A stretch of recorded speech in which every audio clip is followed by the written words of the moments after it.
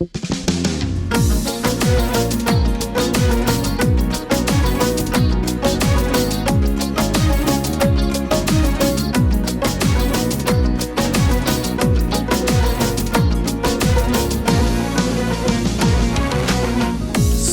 hep hayat çarkı, terk ettirdi evi barkı.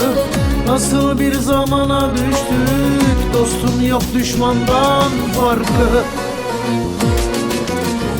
Yürürüm yolun çileli, oldum herkesin hedefi. Düştüm hayat kumarına, maalesef zarlar hileli. Dostum bize adam lazım. Dostum bize adam lazım, adam gibi adam lazım. Çakal her yerde sürüyle, dost satmayan adam lazım. Dostum bize adam lazım, insan lazım, adam lazım. Dostum bize adam lazım, adam gibi adam lazım. Çakal her yerde sürüyle, dost satmayan adam lazım. Adam gibi adam lazım, insan lazım, adam lazım.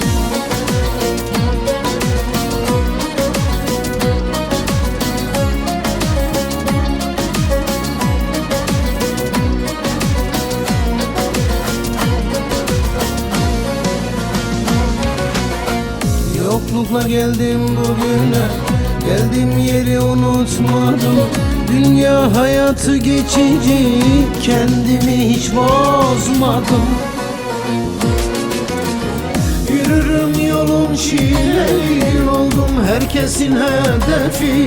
Düştüm hayat kumarına, maalesef zarlar hileli. Dostum bize adam lazım. Dostum bize adam lazım, adam gibi adam lazım. Çakal her yerde sürüyle, dost satmayan adam lazım. Dostum bize adam lazım, insan lazım, adam lazım. Dostum bize adam lazım, adam gibi adam lazım. Çakal her yerde sürüyle, dost satmayan adam lazım. Dostum bize adam lazım, insan lazım, adam lazım. Dostum bize adam lazım.